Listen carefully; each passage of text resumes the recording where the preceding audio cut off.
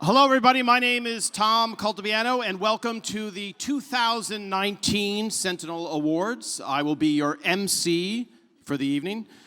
First off, I'd like to introduce the founding director of the Norman Lear Center, Mr. Marty Kaplan.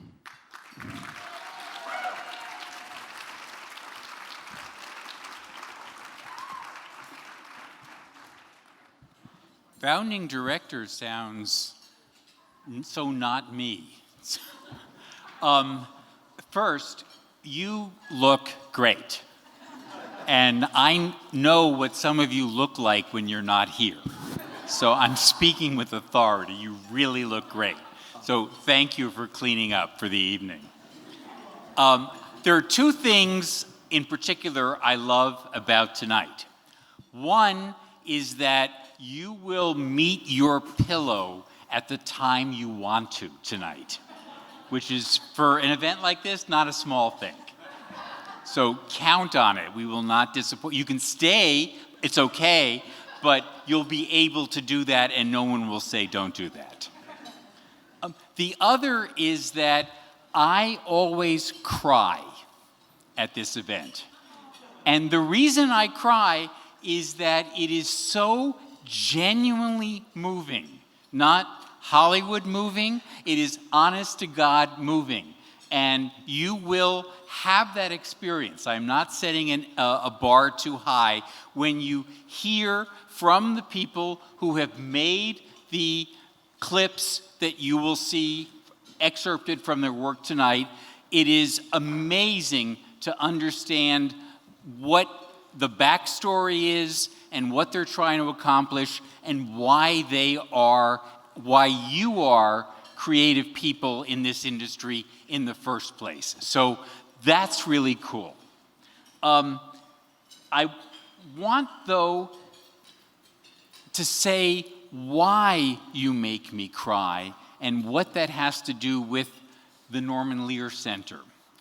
You explain through your work why stories matter. Stories make a difference. Storytellers make a difference. And it's not just that you make a difference in ratings or box office and you can keep working, but it's rather you make a difference to the people who are watching you, who are invested in what you're doing, who care about you. And that making a difference is what the Norman Lear Center is about. There's a complicated brand hierarchy. Hollywood Health and Society is the wonderful umbrella organization tonight, which has presented the Sentinel Awards since 1981, I think. And Hollywood Health and Society, which many of you have worked with, is part of the Norman Lear Center, which is located at the Annenberg School for Communication at the University of Southern California. And any of you who are in branding or marketing already know what a mouthful that is. So the only piece about that I want to focus on is there's a third reason why I love tonight in particular. And that's because I get a chance to say thank you to someone. I have known this someone for a good chunk of my life, and for many years we've had conversations about why storytellers matter, what difference they can make. And through the years we've talked about fantasies, about wouldn't it be great if? And 20 years ago this month, he said to me, you know, these things are so interesting and important, they want a bigger stage.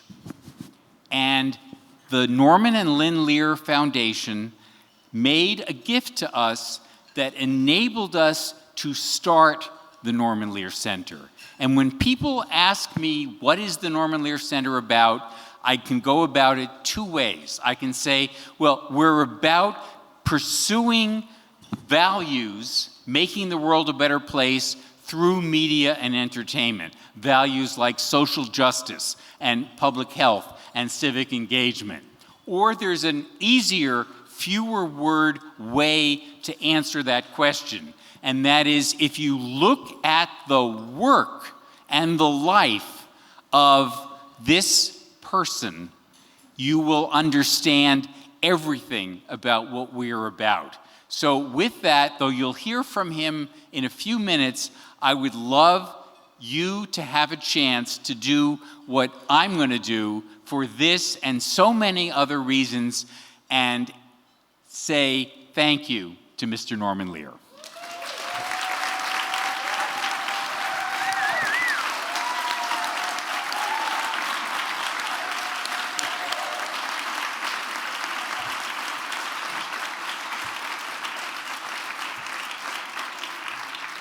I want you to know he has never taken that hat off before. So you are special. And speaking of special, I mentioned Hollywood Health and Society. It is a great team. You've worked with the organization, many of you. The people who make it run are here, and their leader, whom I am so fortunate to have as the director of Hollywood Health and Society, which is not only doing the Sentinel Awards, but all the activities that you know year-round. I would love you to welcome my colleague, Kate Folb.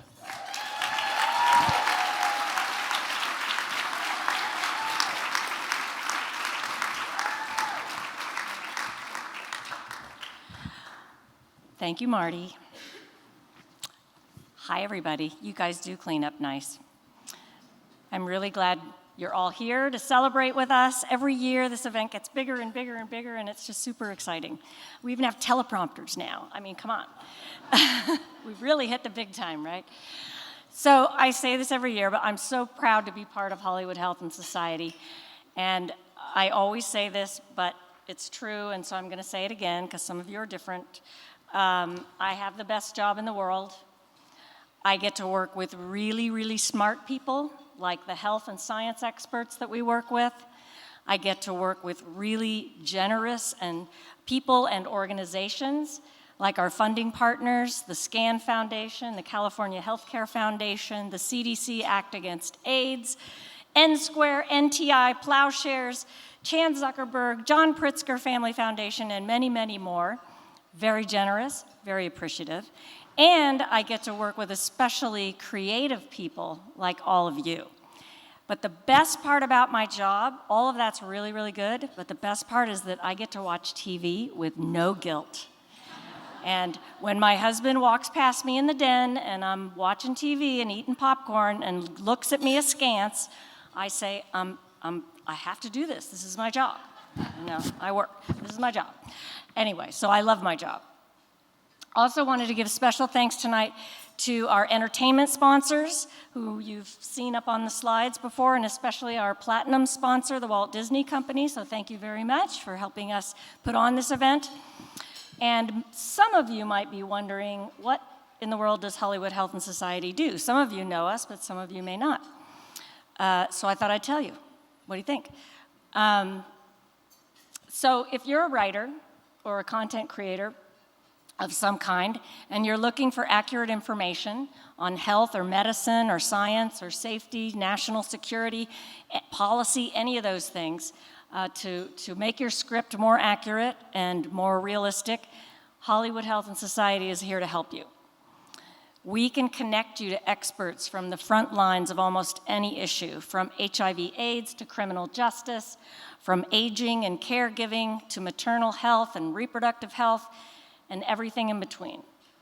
So all you have to do is call us. We can connect you with those experts, and they can help you do what you do best, of course, which is to tell amazing stories.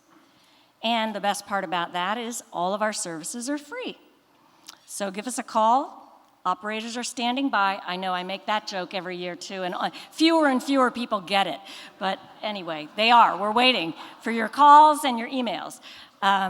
If you need help researching a storyline or a script, we're here to help. Okay, so tonight's honorees have undergone 2 rounds of judging. Want to make sure this is legit. So, for first, they're judged on accuracy for their medical or health or security storylines. And then they're judged for production and entertainment value by entertainment industry professionals. So the first round of judging is done by experts in those health and medical fields. And the second round of judging is done by entertainment industry professionals to judge on entertainment value. And those of you whose shows are here tonight being honored, you know that you've been through some serious, critical judging. So congratulations to all of you. So some of our judges and our experts are here with us tonight, and since everybody here's a winner, you don't have to go and try to beat up the judge later. You can just go and thank them. So I'd love for any of our judges or any of our medical or science experts that are here tonight to stand up and let us give you a round of applause.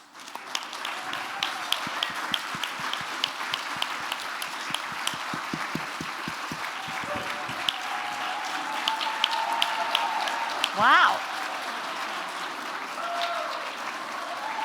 And our judges and our experts do all of this for free also. So this is all in the interest of accuracy around health and medicine and television. And by television, I mean streaming and all the rest of it. But everybody here is doing this for the interest in public health and safety. Also, I'd like to recognize some of our staff who have worked tirelessly to put this evening on. First and foremost, Armane Koroyan, our senior project manager. She coordinated the whole event, along with Russ DeVita, who's probably hiding in the back somewhere, Roberta Kruger, and Melissa Gattuso, and a host of other Hollywood Health and Society and Lear Center staff, Scott McGibbon, Tony Pham, Mark Leon, Erica Watson-Curry, Veronica Howdicky, and Leica Gopal. So thank you to all of you for putting on such a great event. Okay, and I'm done. So here we go. I'm gonna hand it back to Marty.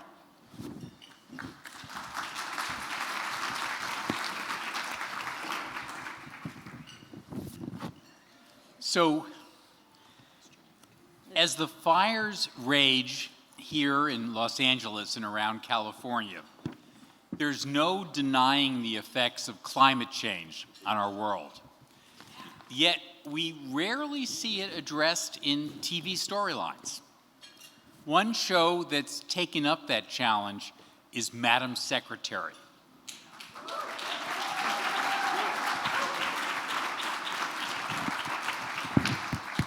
Anytime you want to bust in and applaud, it's fine tonight. In this clip, the island of Nauru is in danger of being wiped out by a superstorm, strangely called Blessing. The Secretary of State must give grave news to the island's young leader. Let's have a look.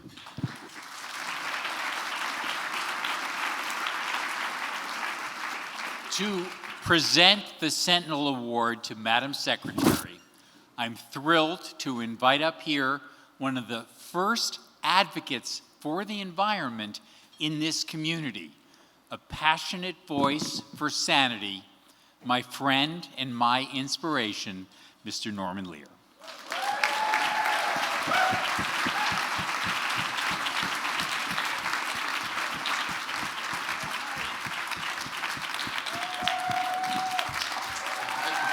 Thank you. Oh my goodness. Thank you, thank you, thank you, thank you. Thank you.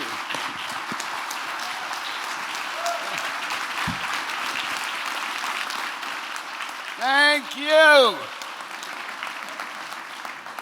Thank you, thank you. So, Norman, I hear you had your own close encounter with climate change recently. Oh, I did. We did, Lynn and I, 10 days ago. It was like 3:30 in the morning. Lynn and I were told to evacuate. Somebody came running in because we were off the street where we couldn't hear the fire people who were yelling out of the houses and so forth.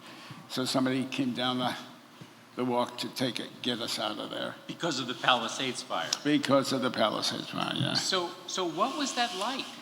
Well, I hated it. We were in a hotel for 2 nights. We still couldn't get back in the house. And we have 3 kids and grandkids and whatnot in New York. We flew to... But this is telling me I should be saying something else. No, Why? you can keep So you were fortunate. I'm fortunate to be standing here talking to you guys now, yes. But some other people saw their lives go up in smoke. A lot of people saw their lives and their homes go up in smoke, and we saw a bit of that too from a distance. I'm grateful for that distance. So you've seen a lot, Norman. But there's one thing gives me a good deal of hope. What is that? And that is our young people. If we don't deal with climate change, it's the next generation who's going to suffer, and they know it, and we hear a lot about it. It's the great Greta Thunberg of the world. It's those people who give us the hope that this will change. So is it naive of me to think that storytellers can get people to act the way a Greta Thunberg can, that she can rouse millions of people to the streets? Can storytellers do that? Storytellers can do that like nobody else can do that. Storytellers, and especially storytellers of the media, storytellers who reach vast, vast audiences, we're the ones who can carry that message. We have an obligation to do it, and when the media does it, this crowd has done it awfully well. So that's a perfect segue to invite you to ask the winner of this award to join you. Well, it is my honor to present the Sentinel Award for Climate Change to Madam Secretary. And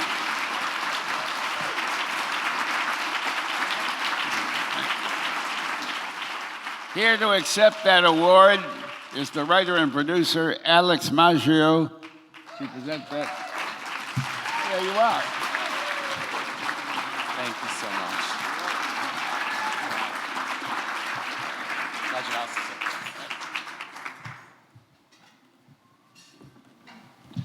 Thank you.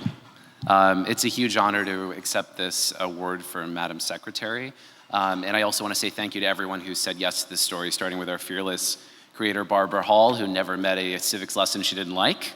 Also, David Gray, who's a huge champion of this story in the room, my fellow writers, our immaculate cast and crew for executing this story so flawlessly.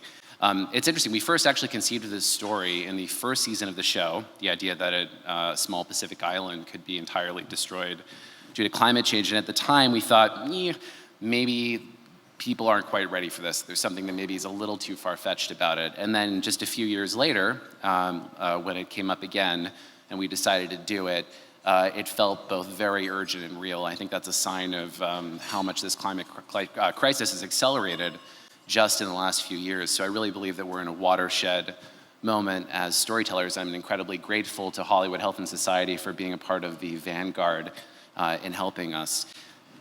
Essentially, doom is boring, but so is utopia. And I think there are a lot of really great essential stories we can tell about climate change that live somewhere in between. And I urge everyone here tonight to stay connected on this issue and continue to think about ways that you can portray this topic in the everyday lives of ordinary people. Thank you so much.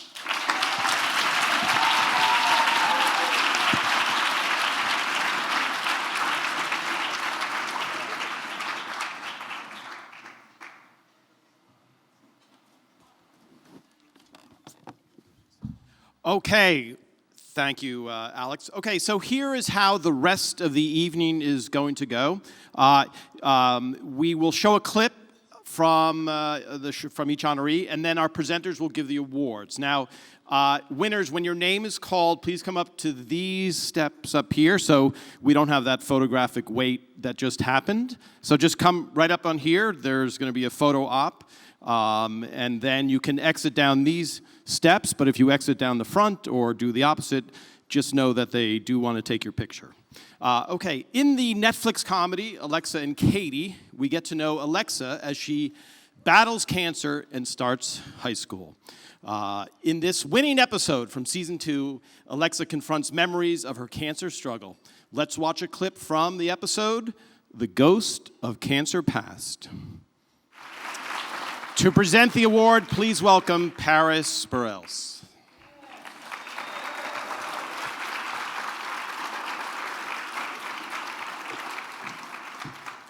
Hello. Hi. Oh, my heart's pounding right now. Well, this is not the first award that I've presented, but it's definitely the most special. I am so grateful to have been given the opportunity to work on a show like Alexa and Katie. Not only do I love the people I worked with, but I fell in love with our adventure. And Alexa and Katie is a beautiful story about two best friends who never gave up on each other. And I owe the biggest thank you to one person for having me play Alexa. And that is why I'm so happy and honored to present the Sentinel Award to our writer and creator, Heather Wordham.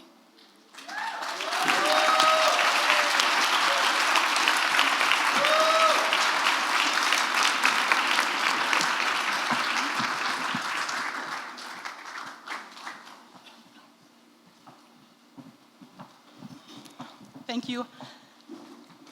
I can't count the number of times Paris has made me cry. Just add this one to it. A few years ago, I attended an event at Largo where I got to see Norman Lear speak, so this is kind of surreal and incredible to be at an event that's in his name. So anyway, thank you. I am honored to accept this award on behalf of Alexa and Katie, and especially honored considering the company we're in. In the first season of Alexa and Katie, before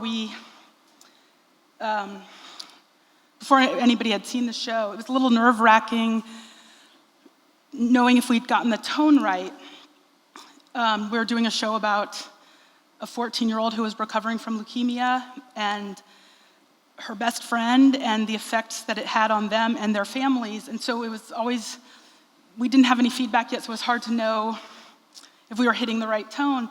But in the second episode, one of the guest actors, he played a pizza delivery man, he came up to me after the curtain call and he gave me an envelope.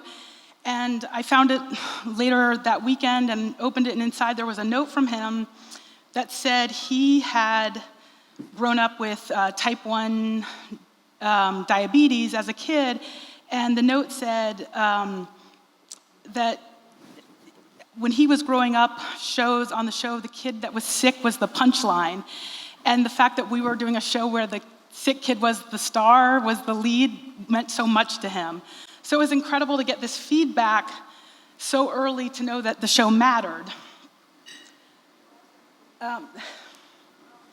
So I'm so grateful to Netflix for taking a chance on this show and letting us tell these stories, and so grateful for the Health in Hollywood to help put us in touch with people who can help us tell these stories the right way, especially when you're speaking to a younger audience.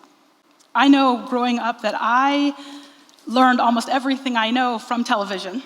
I like to say that I was raised by the Huxtables, which is something my mom doesn't think is very funny, but we're getting this chance, especially in important stories, to actually inform an audience, and so it's so important that we do it the right way. So I am so grateful to Health in Hollywood for bringing storytellers and experts together. Our producer, Max Burnett, who has always been a step ahead of me, told me about the organization in the first season, And I got in touch with them and spoke to a children's oncologist often about the Alexa storylines.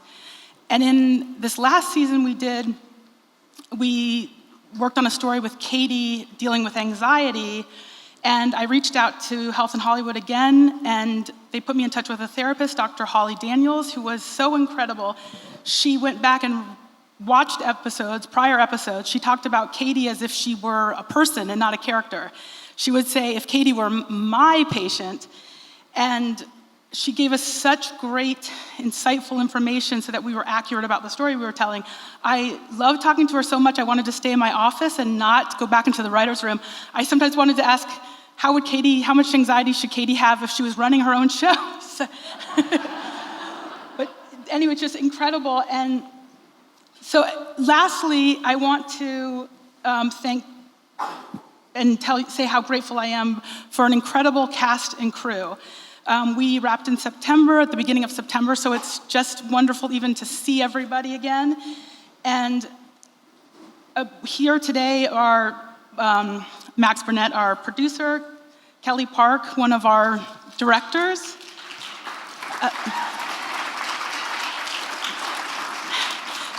Tiffany Thiessen, Jolie Jenkins, and Paris Berelc. And I thank them so much because they cared about making these stories right, and it mattered as much to them as it did to all of us. And so I share this award with you, and thank you so much.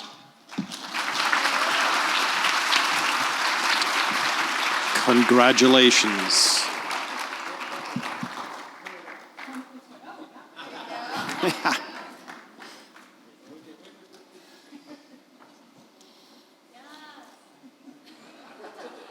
These will all be available in wallet size later too. Thank you. Congratulations. Studies show that African Americans are likely to get tested for HIV late in the course of the disease. And often, the reason is stigma. In Empire's episode, The Depth of Grief, we learned what it looks like to disclose your HIV status, what being undetectable means, and the importance of staying on your meds. It also touches on some of the lingering misconceptions about HIV. Let's watch. Here to present the Sentinel Award for Empire, I'm pleased to introduce Toby Onwumere.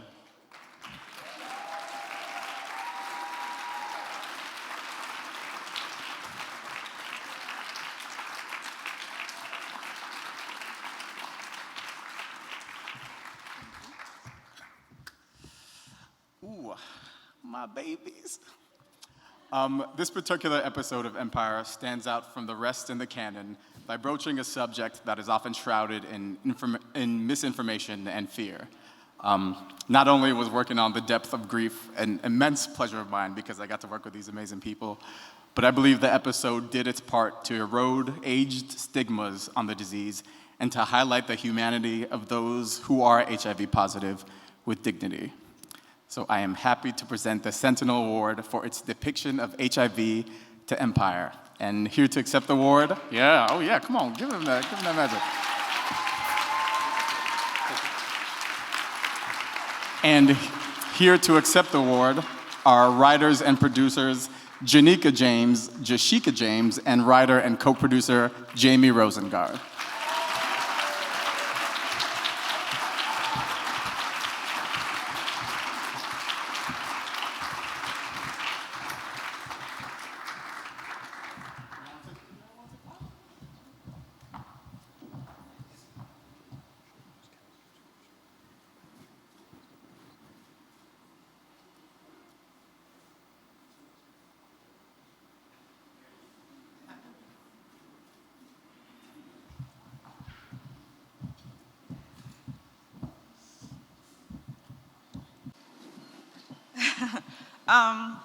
So we just want to say how much of an honor it is to receive our first award for writing television from the Norman Lear Center, not only because of the legend himself, but because of your commitment to honoring writers that use our platform to inspire and empower others. As women who aspired to write TV many years ago, we'd always dreamed that our writing would enlighten, entertain, but also educate audiences across the world. And recently we learned that we were actually able to do that and fulfill that dream with this very episode, as our coworker Tom, who's here with us tonight, shared with us that a good friend of his who worked at the Peace Corps clinic in Botswana mentioned a sudden influx of patients requesting the drug PrEP, despite the fact that it's not advertised there. When asked how they heard about it, they all said from watching Empire.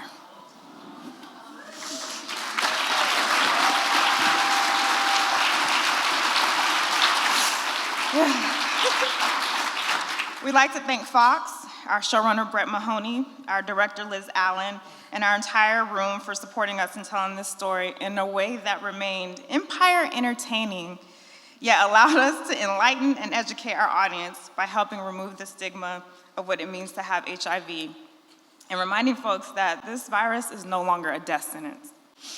Thank you to Phil Wilson at the Black AIDS Institute for being an incredible resource when it came to telling this story truthfully with regard to how HIV still disproportionately impacts communities of color.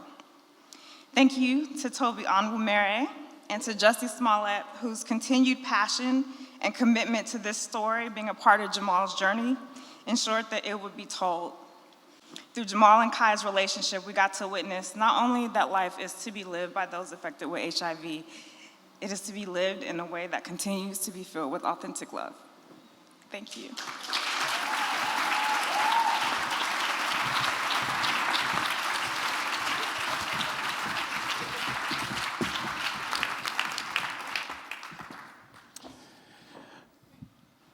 Just as HIV still carries stigma, so do issues around mental health.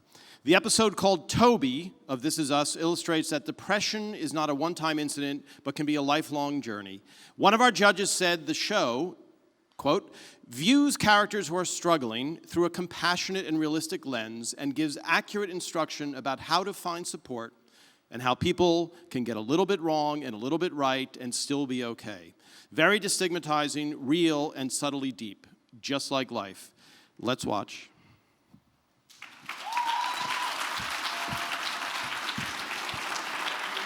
Here with us tonight is Chris Sullivan.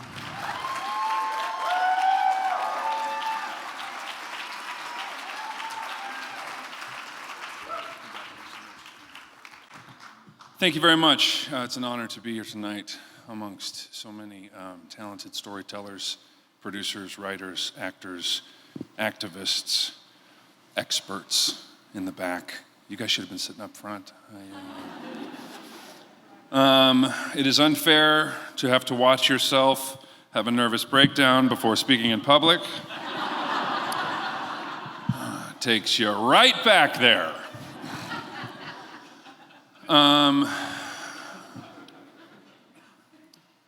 To be a part of the This Is Us family is to be tasked with starting difficult conversations. The award this evening focuses on mental health. Right now, a lot of people say that we have a mental health crisis in this country. I believe we have a stigma problem in this country. The shame around mental health, depression, anxiety, self-harm, suicide ends when the conversation starts. And to be a member of the This Is Us family is to start that conversation. I am very honored tonight to present the Sentinel Award for Mental Health to our co-executive producer, the writer of Toby, KJ Steinberg.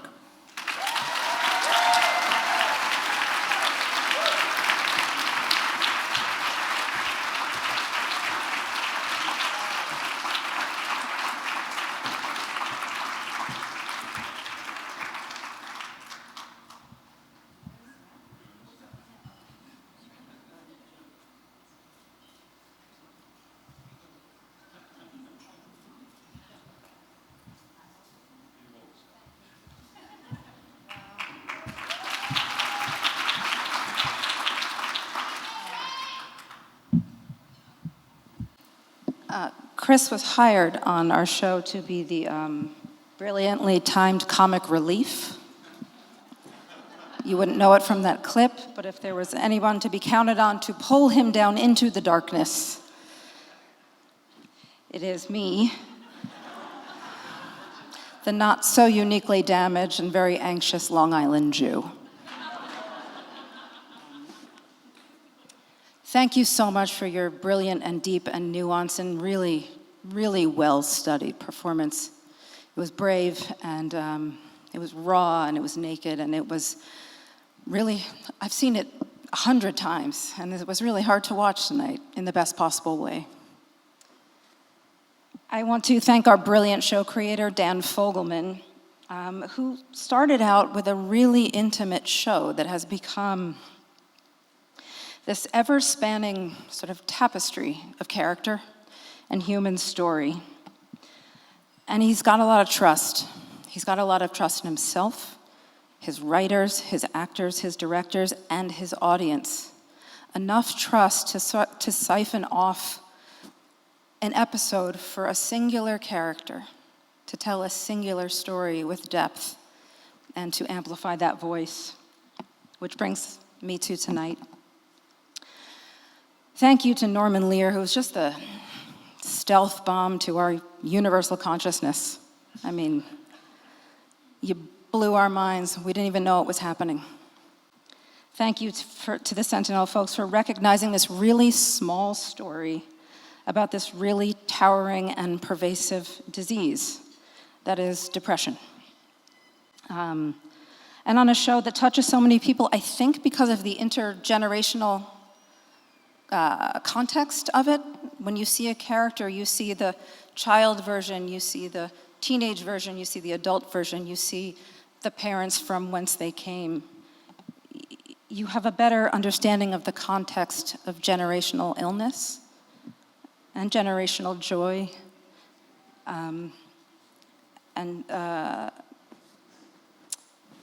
There's a depth to the storytelling because of those reflections that I am so privileged to be a part of. I know that there wasn't a name for it then, and there is a name for it now. God bless that. And there is help for it now. And there is a little less stigma about it now. But for so many, the shame still overshadows all of the options. And if Toby teaches just a small fraction of those who suffer that sharing your pain with even just one person can mean the difference between life and death, can mean the difference between being seen or being trapped in the shadows of such a cunning freaking disease, such an isolating disease, then I count myself so lucky and so humbled and so thankful for the privilege of being a writer with this beautiful megaphone that is called This Is Us, that makes its way to so many people. Thank you so much.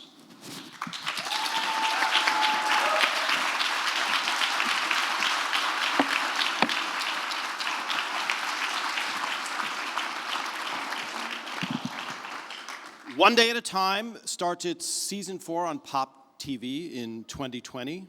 Is there a date for that premiere yet? Not yet. Coming to be announced shortly.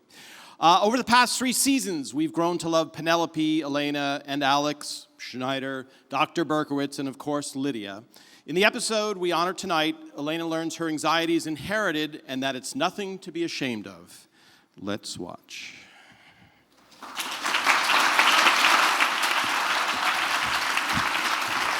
Here to present the award for One Day at a Time is Isabella Gomez.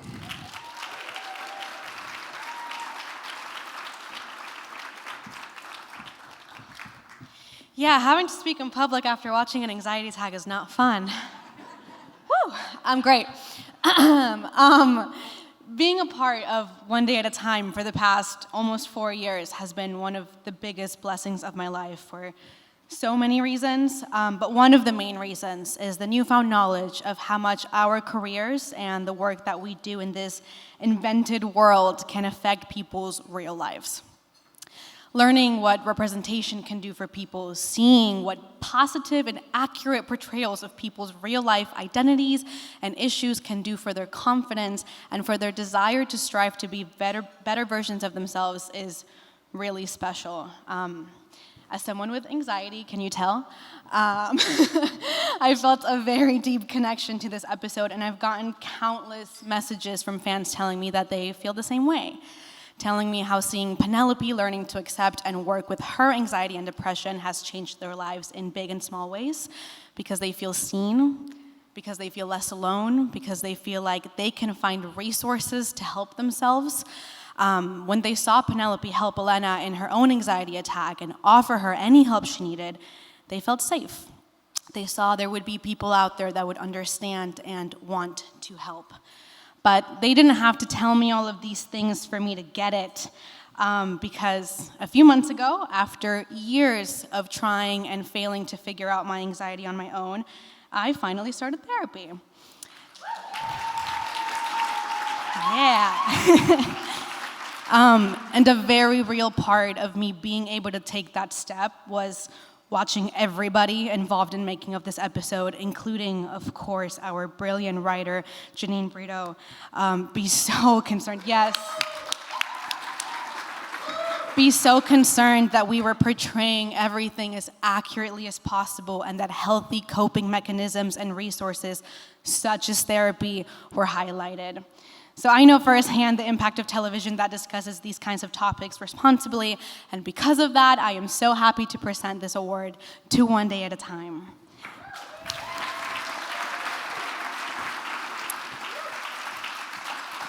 Yes. We kind of do everything as a family here, so Janine's gonna come up, but anybody from One Day at a Time that wants to come up is more than welcome to.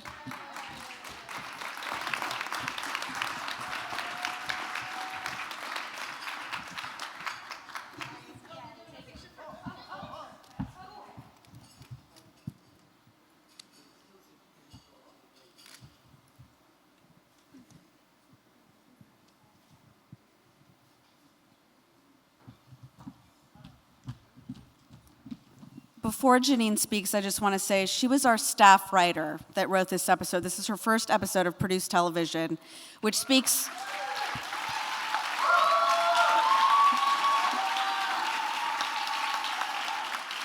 which speaks to the importance of giving new voices an opportunity. So, Janine. Look away! Hi, everybody. This episode was a tough one to write. As a comedy writer, I don't have any firsthand experience with anxiety or depression. I have never wept into a Little Caesar hot and ready or spent a night awake remembering all the times a flight attendant told me to have a great trip and I said, "You too." That's never happened, so this one was a stretch. But no, it's a dream come true to be part of a Norman Lear show, a show that makes so many people feel seen and less alone.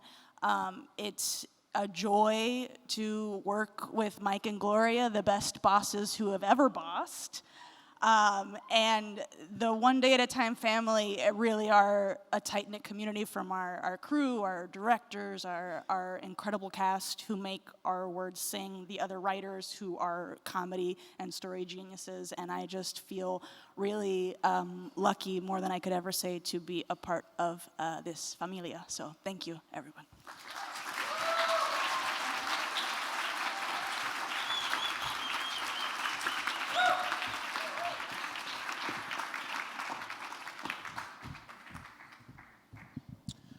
Let's bring Kate up here again. Kate, are you... can I say, Kate, come on up. Kate asked me to host this, to MC this. I am a comedy writer. I worked on Rose Raymond for 9 years with Mike Royce. And I said, sure, I will host this. Do you need jokes? She said, do not tell any jokes. She said, if you get one laugh, you have failed us. So far, so good. Kate, come on up.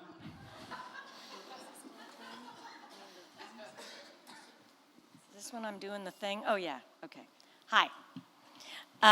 Okay, The Bold Type, a show that chronicles the lives of 3 millennial women, all of whom are employed at a fictional global publication called Scarlet in New York City.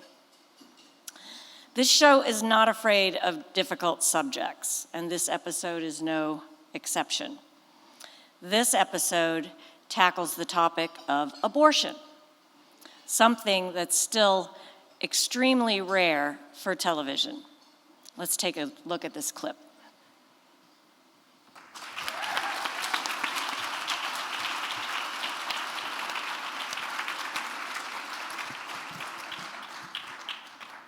So The Bold Type is filming up north where it's cold. But here, by the miracle of modern technology, we can only pray that it works, straight from the set of The Bold Type is Aisha D.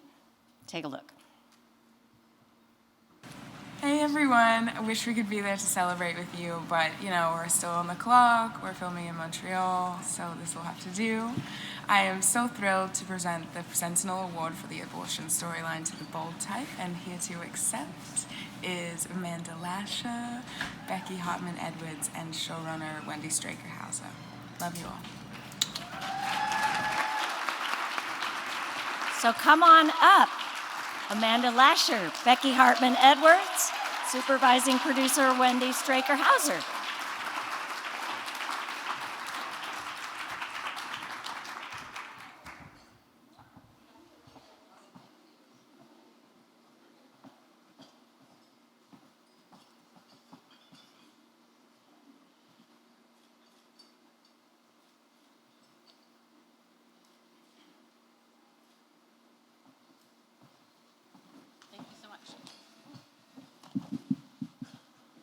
All 3 of us are going to speak. Each of us will be short, not to worry.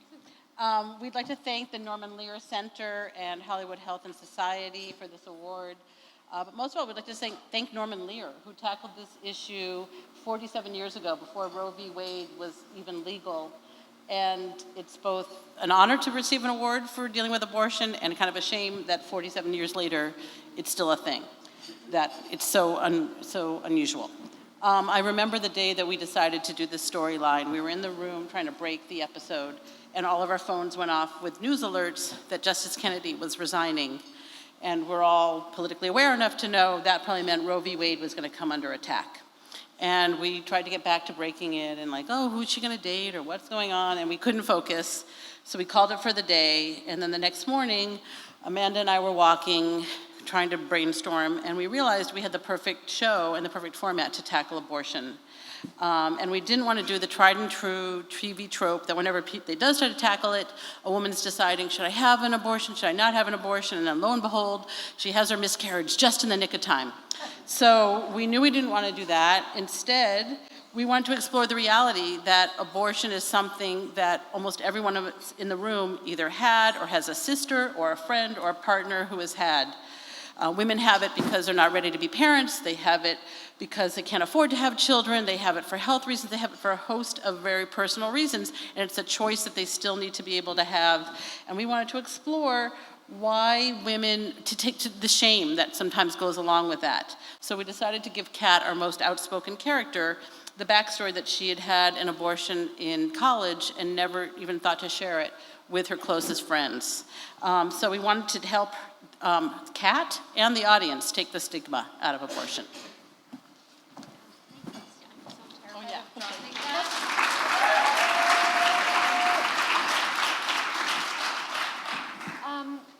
So in addition to normalizing abortion, we also wanted to shine a light on another issue around women's reproductive health, and that is, oh, wait, there's a mic? I speak in public a lot, as you can tell.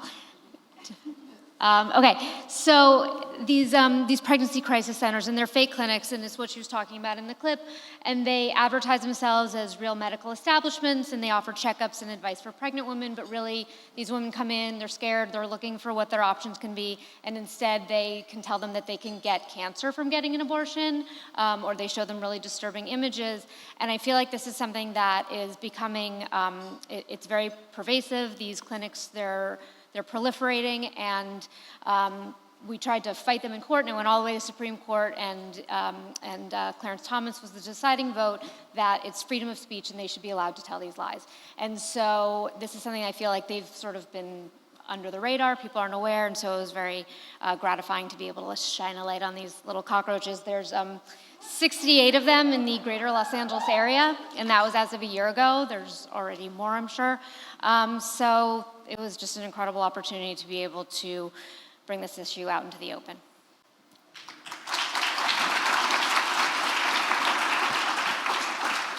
I wanted to take a second to thank Freeform and Universal Television just for allowing us to tell such raw, real, honest, emotional stories. They're always telling us to push boundaries, and we push them, and they don't push back. And we're just very, very grateful to have had this platform and to sit up here or sit down there and actually watch your own show, which we've seen so many cuts of and still find tears in your eyes, is pretty amazing. So thank you guys, and thanks for honoring us. It's a great, great privilege to tell these stories and have them resonate with people.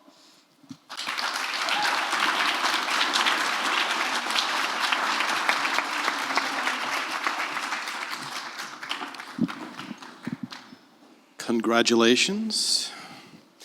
Until now, we have dealt with some heavy topics: cancer, HIV, depression. So let's bring a little nuclear meltdown into the equation here. HBO's miniseries Chernobyl recounts the Russian Chernobyl nuclear disaster of 1986 and the unprecedented cleanup efforts that followed. Let's take a look.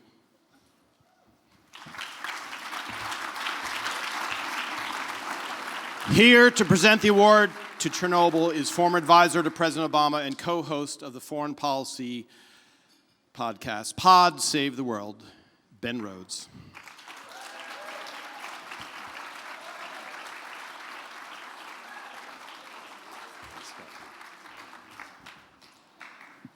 I was not a cast member of Chernobyl. I'm the first person here tonight who's not a cast member. But I'm very happy to be presenting this award. Mikhail Gorbachev once said famously that Chernobyl was the event that brought down the Soviet Union. Now, the series Chernobyl does more than capture just the intensity, the stakes, and really the incredible story of this event and its aftermath, and the heroic and largely unknown effort to save many thousands of lives, even though so many were lost. It also tells, I think, a universal story of how individual men and women and children are impacted by larger events, in this case by a nuclear disaster and by the failures of a corrupt political system. It shows how history can touch ordinary people, but it also shows us how ordinary people can stand up and change the course of history. And really, beyond just nuclear energy, nuclear safety, and communism, at its core, I thought that Chernobyl told us a story about how corruption and lies can get people killed and lead even to the fall of empires. And so at a time when we see so much corruption and the denial of science and a disregard for facts, I thought Chernobyl had a lot to teach us. Unfortunately, probably too much to teach us. Indeed, just earlier this year, there was a mysterious nuclear incident in Russia that took a number of lives and left behind many more questions than answers. That came at a time of a risk of a new nuclear arms race between the United States and Russia. And just yesterday, the warnings of over 10,000 scientists about climate change were erased and will likely go ignored for the time being. So Chernobyl tells us of the danger of what can happen when you don't listen to scientists. But it also offered us hope by showing us the dogged heroism of a handful of individuals who refused to sacrifice the truth for personal or political convenience.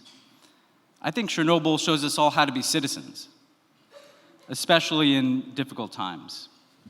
And many of the people depicted in this extraordinary act of storytelling paid a very heavy price for what they did. But I think through this series, their sacrifices come to life again for us in a way that does justice to their legacy.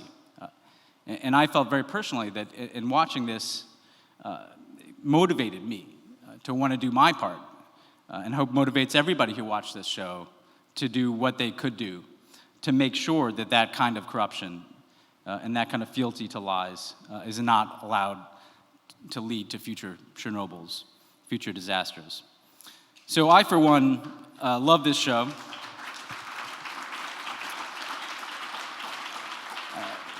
You know, it's funny how sometimes what can appear to be a very dark show can give you the most hope in a difficult time. That was the experience I had with this show. Just an extraordinary piece of work. So I'm so happy to present the Sen Award to the executive producer and writer, Craig Mazin, and executive producer, Carolyn Strauss.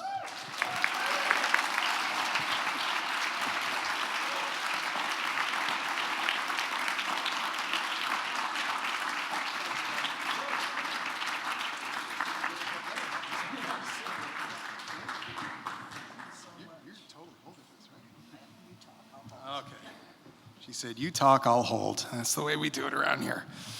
Thank you, Ben. That was lovely. I just told him I've never felt better about myself listening to that. 300 milligrams Wellbutrin, by the way, every day. So, how does that fit with the rest of you? Is that a lot? A little? Just trying to gauge dosage. This is a wonderful award for us to receive. We did an incredible amount of research. We wanted to get this right. And actually, the very first bit of research I did was going to see a professor at USC named Isaac Maya, and he's a professor of nuclear physics.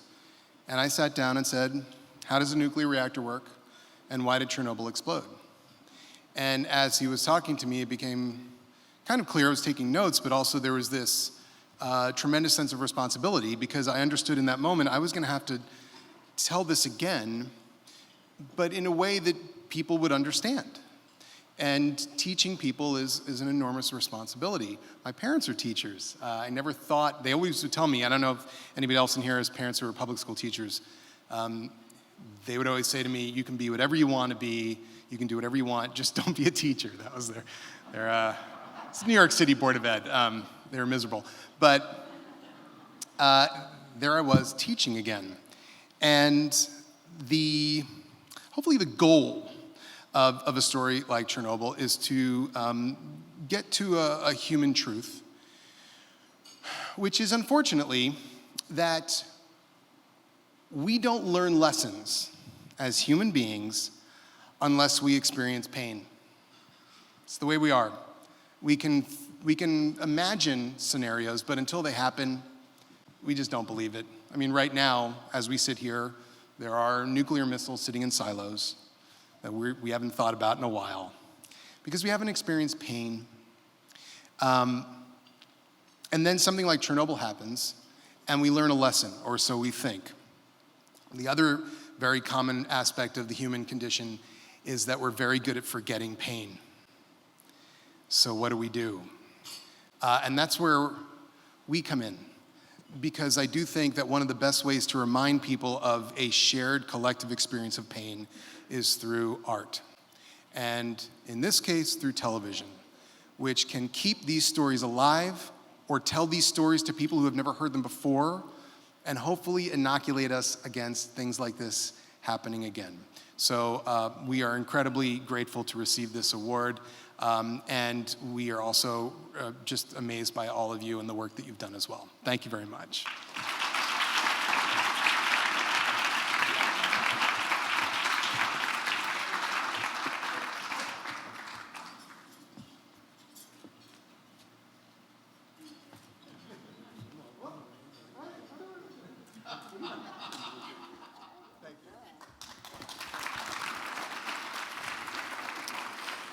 Congratulations. As Norman Lear says, everyone wants to get old, right? So what's, the alternative, which is, Norman is, okay. Norman has said that. Everyone wants to get old, because what is the alternative? Netflix's Grace and Frankie consistently challenges stereotypes and uses humor to revise our perceptions about aging. Take a look at the Sentinel winning episode, The Crosswalk, in which Grace faces a big birthday while Frankie fights with the city over the time allotted to get across the street. Let's watch. Here to present the award from the cast of Grace and Frankie, Millicent Martin.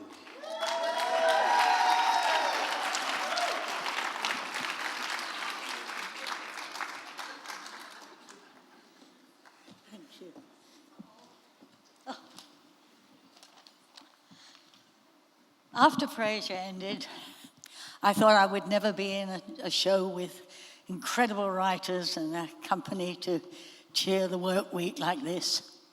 But along came Grace and Frankie. Suddenly, I was the luckiest old broad on the planet. I mean, to be stuck with the likes of Lily Tomlin and Jane Fonda, who, bless her, is still in Washington getting arrested. Sam Waterston and Martin Sheen, writers who passed me by and shout out, "I love you." Oh, wow. Oh, but the best of all is when young fans come up and grab a sleeve and say to you, "Thank everybody on the show for showing us that old age is something not to be terrified of." Martin Kaufman and Howard J. Morris, you done good. I have presented for the Queen. Tonight it is my honor to present for the King Lear the Sentinel Award to the writer and director of Grace and Frankie's Crosswalk episode. He is a wizard of maneuvering up to a couple of hundred people in a set and still make it fun and still make it silly and still make it work. The enormously talented John Hoffman.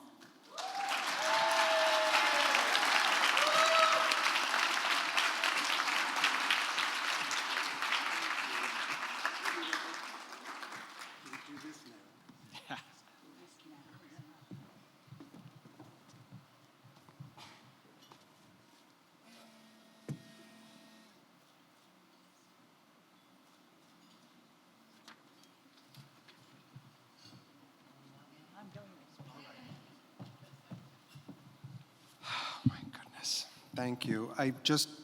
Looking at that clip, I just flashed on the day we shot on that crosswalk, and I ran Millicent and Lily across that crosswalk all morning. And at one point, Lily, running across the crosswalk, went face down on the pavement and nearly dragged Millie with her. And I thought, oh, I've just killed Lily Tomlin. And I thought, well, I don't think I'd be getting this award if that actually happened. But she actually got right up, and I said, Lil, okay, we're going to have some doctor come over and look at you. She's, no, I'm fine, Johnny, I'm fine. I'm made of rubber. And I thought, you actually are, and that's the reason why I love working on this show, along with the writers of Grace and Frankie, who love everything about Joan Margaret, played better than any of us could have imagined by this amazing woman. And her little Joan Margaret shuffle, which she came up with, and she's become a dear friend as well, so thank you, Millicent. The episode you've honored tonight was written and directed by me, but you honor all of us who work so happily on this show, because, Jane Fonda, who, yes, will be arrested in the next couple of days again, and who would kill me if I didn't mention the need for the urgency to act on climate change, and to thank Norman Lear for his leadership on that, and to congratulate Madam Secretary on that. And this amazing cast, all led by the guiding hand and gifts of Marta Kaufman and Howard Morris.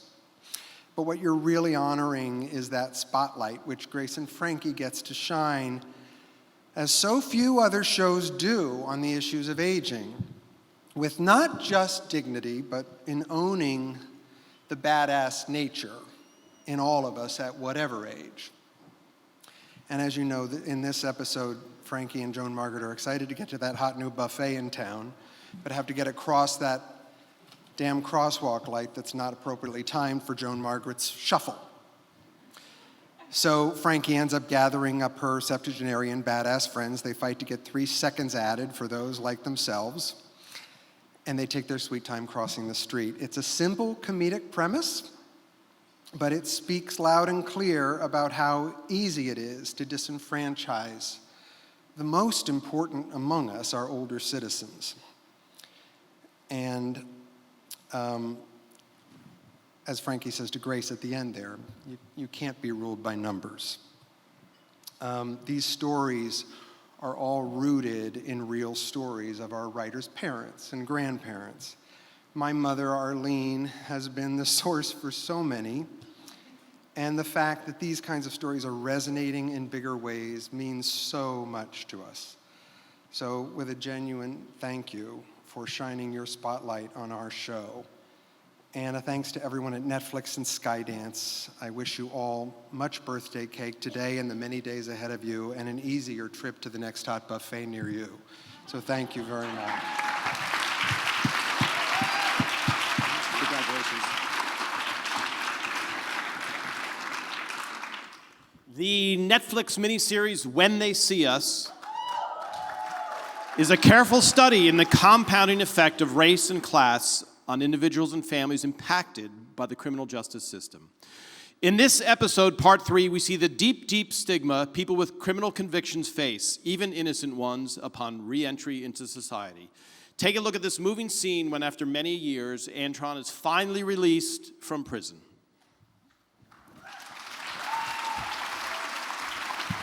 Here to present the award are 2 actors who play the younger versions of Yusef Salaam and Kevin Richardson in When They See Us. Please welcome Asante Blackk and Ethan Herisse.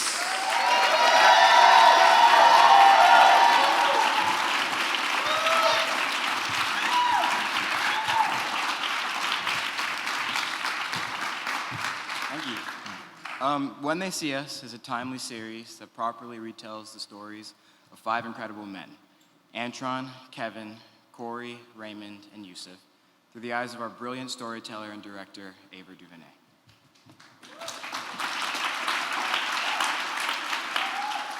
The limited series shines a light on the flaws of our criminal justice system, the deep effects it has on our families and loved ones, and the lasting imprint it left on these men's lives. When a story as important as the Exonerated Fives meets a trailblazer such as Ava DuVernay, who understands the power that storytelling holds and recognizes the change that storytelling can inspire, it's much easier for the world to open their eyes and start a discussion about the problems in our criminal justice system. It's also a lot easier for the world to see the strength and the truth. We're so grateful to have worked alongside our fellow castmates, the crew, and producing team to tell the story of the Exonerated Five, and we are happy to present the Sentinel Award for Criminal Justice to When They See Us.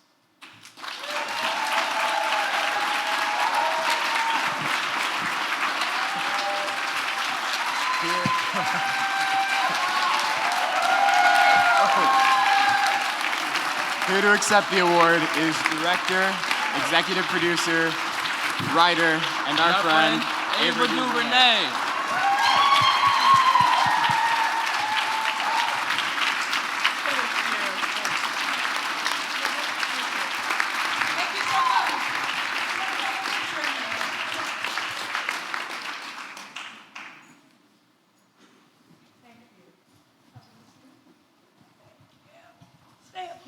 Stay up here.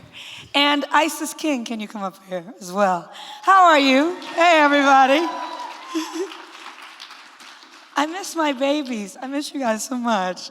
We spent a lot of time together, and it's really lovely to be here tonight. For this award in particular, one that's really saluting films or television. I call everything a film. Television that means something, that matters. You know, entertainment is fantastic and it's good to zone out, but to look at some of the fellow honorees, Chernobyl, Euphoria, Grace and Frankie, so many of the others, when you're watching these films, you feel something, you're moved. You are motivated, you're inspired, you're uplifted, you're educated, you're entering into the life of someone that is unlike you, getting in their skin and seeing what the commonalities are. That's the stuff that I love to make. So I had to be here tonight, even though I'm going straight back to the editing room in my gown. 179 actors in this, 117 speaking parts. 3 of my favorites are up here tonight. I wanted to thank you for being here. Don't tell the other ones that they're not the favorites. And Barry Welsh from Tribeca, who was in the trenches with me every day, day in and day out. Where's the honey wagon? Where's the craft services trailer? Those are my main questions I asked him when I came to set every day. You know, people ask me a lot about being an activist and an artist. The work that we've done here is really looking to infuse our art with meaning. And to me, they're one and the same, being an activist and an artist. And I think a lot of the show creators and a lot of the folks that work on the shows being honored here may not think of themselves as activists, but we are. I feel like to be an artist, we must imagine a world that isn't there. And to be an activist, you have to do the same. Imagine a world that isn't there and make it so. And so art and activism is very much aligned. Activism is art, and art is activism. To write, to create, to hold space, to represent, to establish representation for others. To do these things, especially at this time, is a radical act. And so I salute everyone tonight who is doing it. You know, creating space for ourselves in our lives, in our work, in our communities isn't easy, but we must do it. And we will do it, and we are doing it. And I thank you all for recognizing us tonight. I want to dedicate this award tonight to all those artists and activists who will never get to a room like this, where we get to dress up and have food and cheer for each other. Because there are a lot of people doing work in the communities in the dark, in the shadows. And so I just want to give a hand to them tonight, if you can join me in doing that. And just end with words by Audre Lorde, a writer and great thinker who inspires me daily. And these are words that I say to myself every morning. I'll share with you tonight. Maybe you'll say them to yourselves in the morning, and we could move forward in the spirit that she offers. Audre Lorde wrote, "When we speak, we are afraid our voices will not be heard or welcomed. But when we are silent, we are still afraid. So it is always better to speak." Thank you. Thank you so much.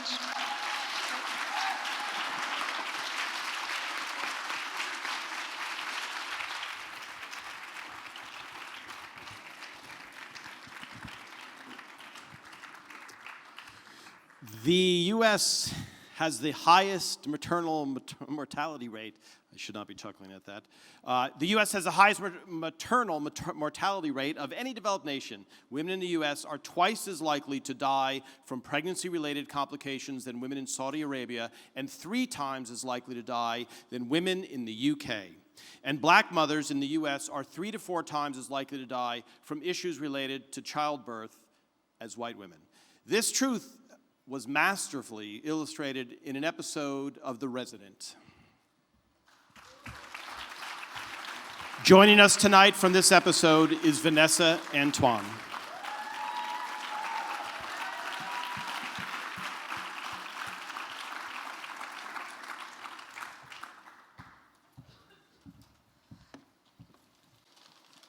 Good evening.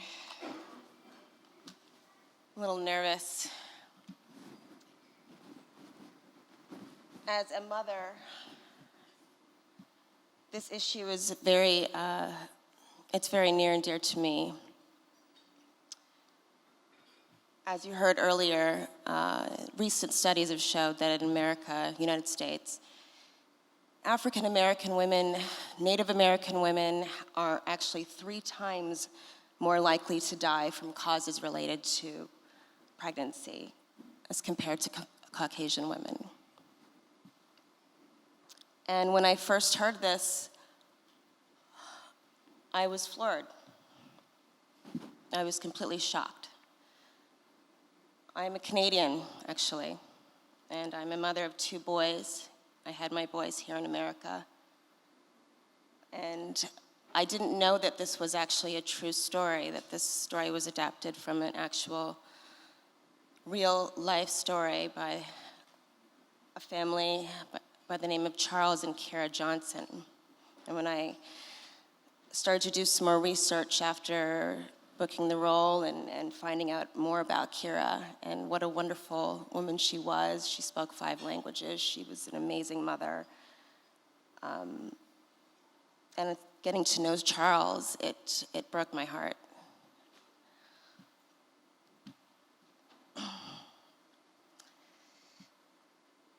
I just believe that as artists, as writers, as filmmakers, as producers, I believe that it's our responsibility to address important issues. And by bringing light to Kira and Charles' story, I believe that the writers of The Resident and the executive producer have done just that. I am honored to present the Sentinel Award for Maternal Health to The Resident. Here to accept the award is creator, executive producer, and writer Amy Holden Jones, and writer and story editor Tiana Majuma DeLangdom.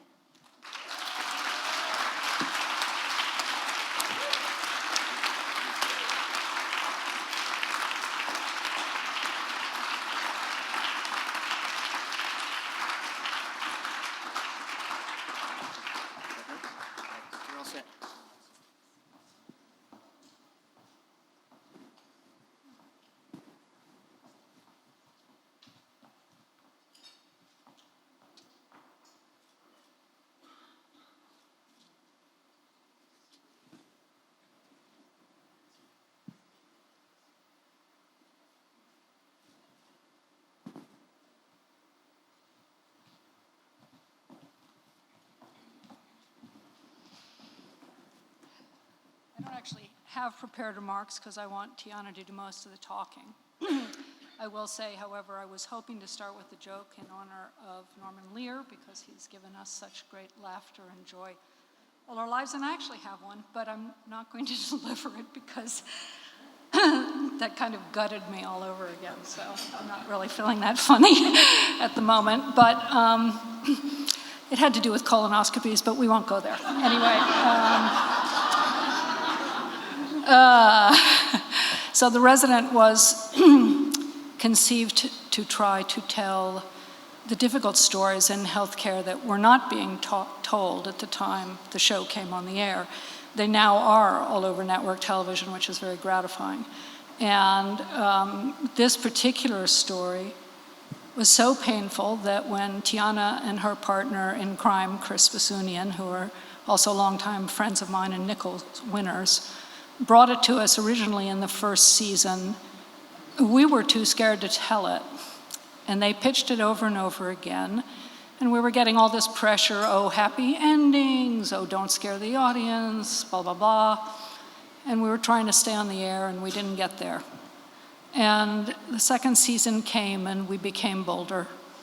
And they never ceased pushing this story, showing us the videos of Charles and Kira. And I'm so glad that I got the chance to write it with Chris and Tiana.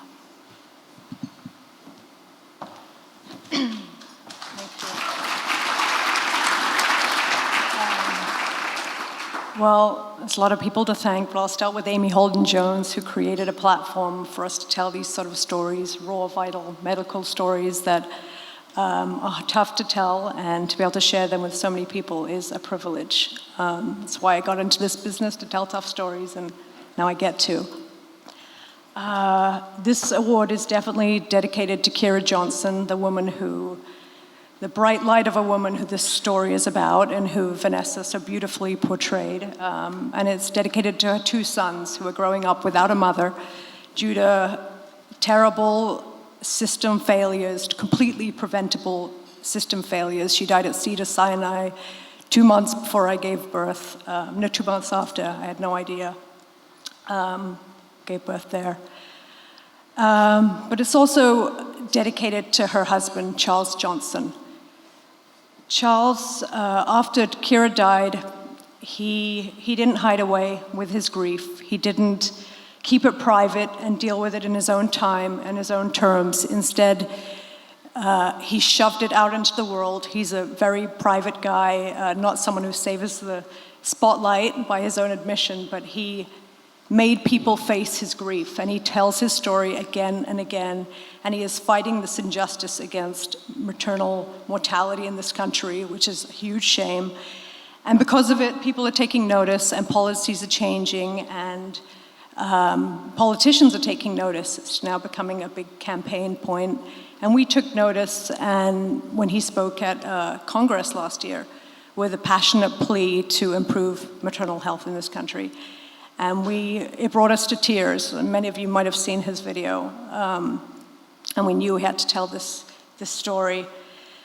Charles couldn't be here today because he's in New York fighting this fight, but from mothers and mothers-to-be and everybody who loves mothers everywhere, this is dedicated to him. So thank you to him, and thank you to Hollywood Health and Society for all your support on all of our episodes. We lean on you a lot, call you all the time, and you're a huge part of the resident journey, so thank you.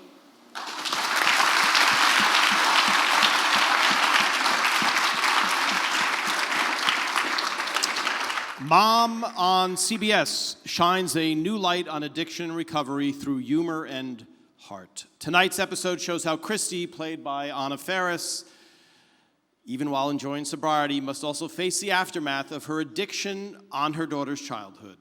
Let's take a look at a clip from the episode, Jello Shots and the Truth About Santa. Mom is shooting tonight and cannot be here, but they did send over a video. Thank you so much. We are sorry we can't be there in person. In 7 seasons, we have never shot on a Wednesday night. Not one time until tonight. We are so proud of this episode, which deals with the very real effects of alcoholism on families. And we're so happy to be part of a show that portrays recovery in such a positive and hopeful way. So thank you, Hollywood Health and Society, for this award. And for being a fantastic resource for our writers. On behalf of all of us at Mom, have a great night.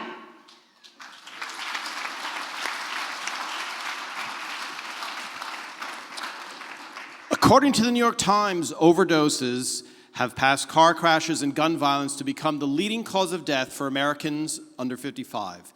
The epidemic has killed more people than HIV at the peak of that disease, and its death toll exceeds those of the wars in Vietnam and Iraq combined. Funerals for young people have become common. Every 11 minutes, another life is lost.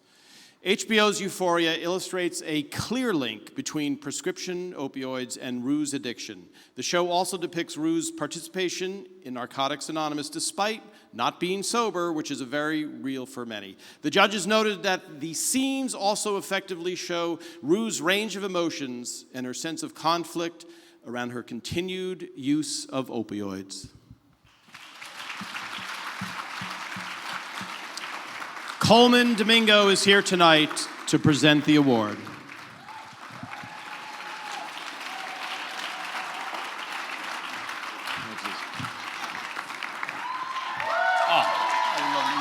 How y'all doing? I have a friend named Sam. And Sam is probably one of the biggest, hardest people that I know. He has a lot of questions. He pours his soul and his whole life and his experience with addiction into Euphoria. He gives new breath and life and humanity to every single character. He doesn't judge anyone because he loves them all.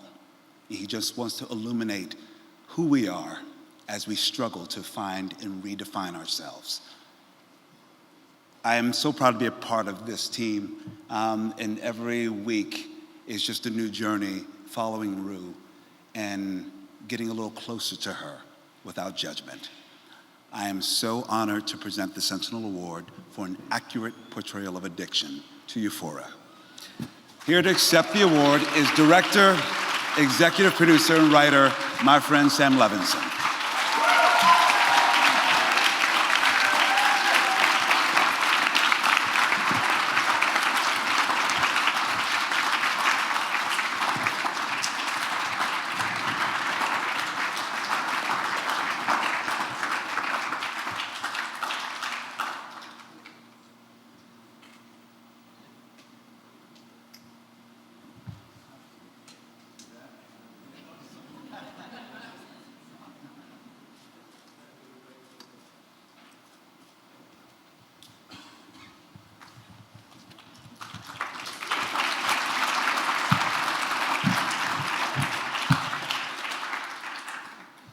Thank you.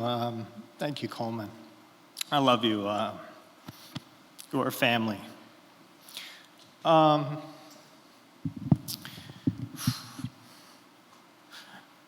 been clean for almost 15 years.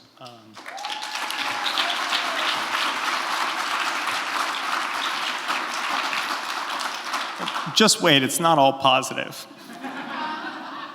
But I never thought I'd be able to say something like that, you know, especially on a stage in front of so many people I admire and respect. In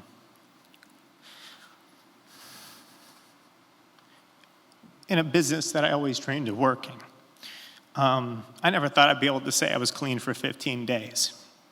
So I'm really grateful for this moment. What a beautiful organization. What a beautiful ceremony. Extraordinary work. Thank you. I guess here's what's interesting about addiction.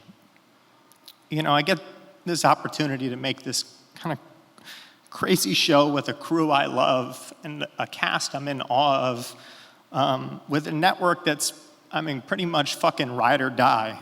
And, you know, the show comes out, we catch a little bit of shit, but it connects, you know, with people in a way that I could barely dream. And everyone's happy, they order another season. I go back home, I sit down to write, and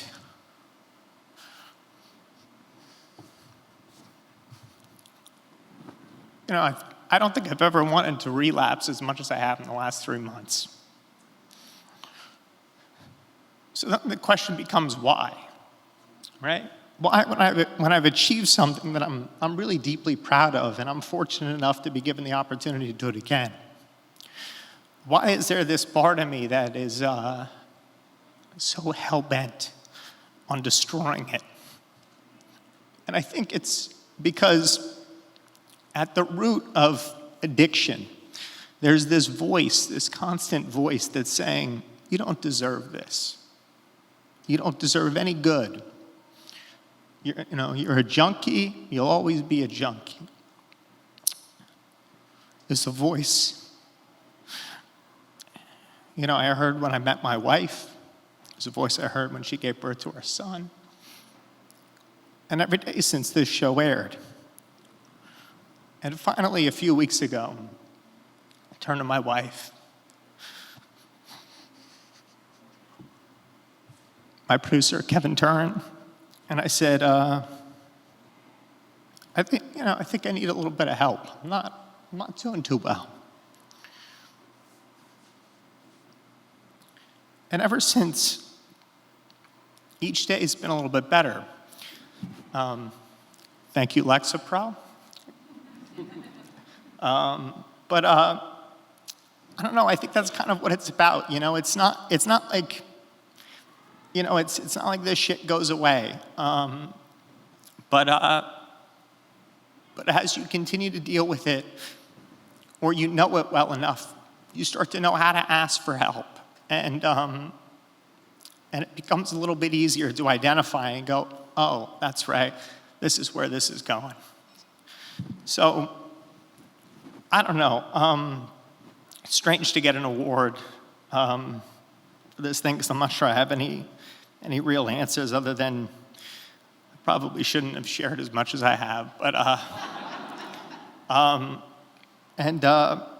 I can't believe we got this for the same episode that included an erect micropenis. So, who the fuck knows? Thank you. I'm deeply grateful.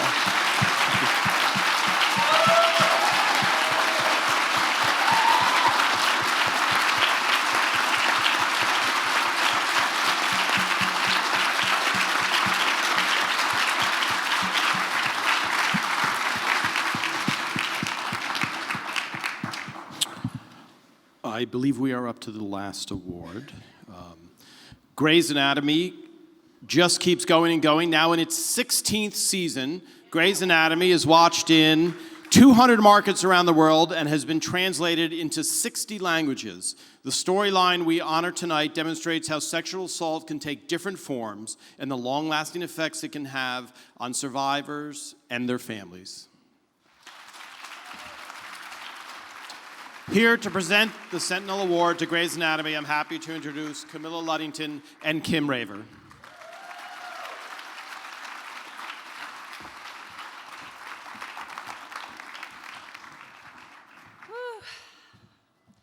First of all, I am just so incredibly moved and inspired to be in this room to tell these incredibly moving, difficult stories with such amazing people who write and create and are brave enough to say what needs to be said. Thank you so much. We are so honored to be here tonight and celebrate such a visionary episode, helmed by the amazing Krista Vernoff, directed by the fantastic Debbie Allen, and written by the incredible Elizabeth Finch.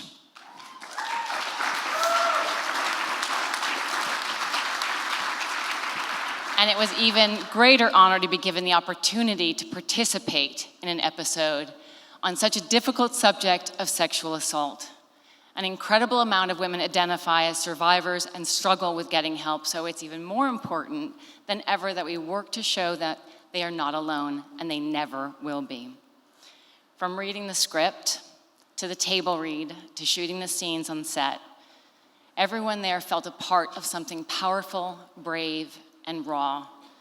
And seeing that wall of women walking down that hallway, I have never felt anything like it. And I know everyone who stood there shoulder to shoulder felt the same way. We were women supporting women. So emotional. When we first saw the script, we immediately understood that we were taking part in something special. Finch tackled sexual assault and trauma in such a deeply honest way and left the audience profoundly moved. The outpouring from social media and the response from women and men all over the world has been so overwhelming, and it still is. Sorry, I'm emotional. Good? Can you take it off? Yep. Sorry. Where are you? People feel seen and heard and empowered by the story that she wrote, and it started conversations about consent that are long overdue. We are so thankful to be part of season 16 that still has a voice, that's pushing boundaries and educating people around the world. I am so happy, even though I don't look like it,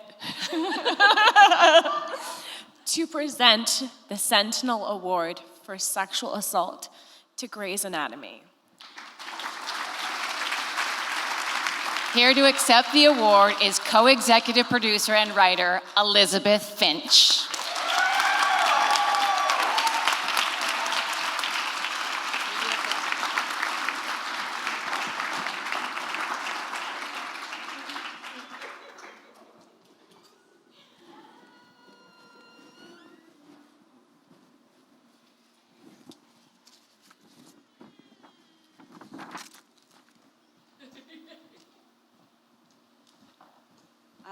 Surprise, I'm a writer whose printer wasn't working today. Sorry, bass code. We're all good? Everyone good? Don't worry about it. It's fine. Okay. Kim just reminded me to breathe, so I'm going to go do that. Before working for Krista Vernoff, I was a hardcore cynic, but receiving this feels pretty darn hopeful. I hope everyone gets to work for a boss like Krista who, when you tell her you have this idea about an episode about rape and an army of awesome, of women standing side by side to believe a survivor, to support a survivor, and give her back her own agency, she turns to you and says, go, write it. I trust you, and means it. And also lets you periodically stand in her office for 3 minutes in silence when it feels impossible. I hope you all work with a genius writing staff who are brave enough to share their stories. I hope every survivor has a place like the UCLA Rape Crisis Center and the WGA and HSS that allows us access to their facilities so that we as artists can tell stories with the accuracy that need to be. I hope everyone gets to work in a land like Shonda's, where the women in our stories are not abused or raped or body dropped for sport or a good scare or punishment for walking in the world as they are. I hope you all get to work with extraordinary actors like Camilla Luddington and Kim Raver and Kalila Joy and Mishka Forbes. I hope you all have the support of a network that agrees it's equally, if not more important, to show a rape kit on TV than it is the rape itself.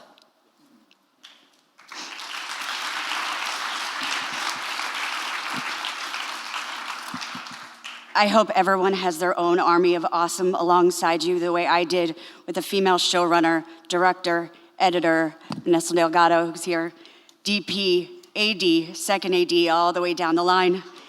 I hope everyone has a chance to work with and love a director like Debbie Allen who can create an environment on set where you don't have to choose between creative freedom and safety. I feel hopeful when I hear that 43%, there was a 43% increase of the very network of people calling that night after this episode aired. I feel hopeful and extremely grateful. Thank you, especially to Jen, who is the bravest human I know.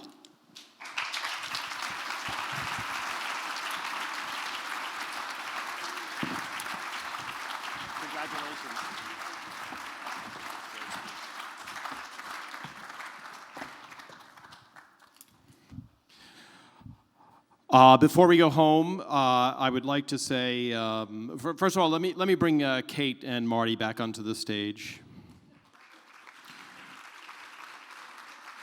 They do so much, and did you cry? Before we go home, we'd like to ask all the honorees to please stop outside with your award to take a photo on the red carpet. And Kate has asked me to take a picture of the entire room from on stage. So if you could just look at this camera. Marty, if you just walk over that way a little bit.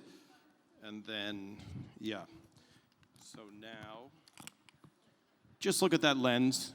Can you get on that side? Yeah, we didn't rehearse this. I don't know if it's clear. Marty, can you get over there? Yeah, here we go. Smile, everybody. If you have an award, please, yes. Everyone's in it. It's a fisheye, yes. Great.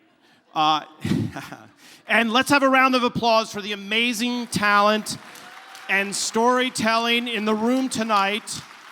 Outstanding work. Congratulations to you all, and thanks for making our world a better and healthier place. Have a great night, everyone.